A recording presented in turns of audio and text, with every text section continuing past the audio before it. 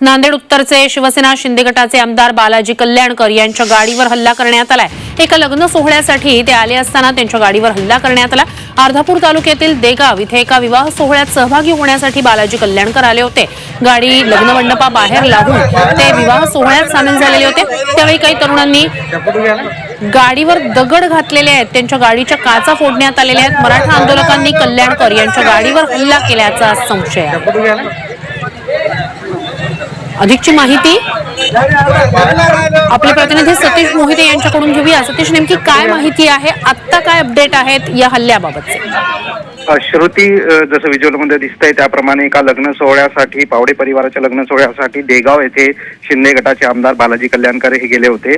लग्न सोहळ्यात सामील झाल्यानंतर त्यांची जी गाडी होती लग्न मंडपाच्या बाहेरच पार्क करण्यात आली होती। त्यावेळी ते गाडीमध्ये नव्हते। अचानक काही तरुणांनी त्यांच्या गाडीवर दगडफेक केली। यामध्ये त्यांच्या गाडीची मागची अमृत नोनी ऑर्थो प्लस, ये एक प्रूवन फॉर्मूला है। इसमें मौजूद नोनी फल के गुण और आयुर्वेदिक जड़ी बूटियां शरीर को जरूरी पोषक तत्व देने के साथ साथ हड्डियों और जोड़ों के घिसने, उनमें होने वाले सूजन और दर्द को रोकने में मदद करता है। दर्द मुक्त जीवन के लिए अमृत नोनी ऑर्थो प्लस। आणि साईडच्या दोन्ही काचा फुटलेल्या आहेत। मोठं नुकसान गाडीचं झालेलं आहे।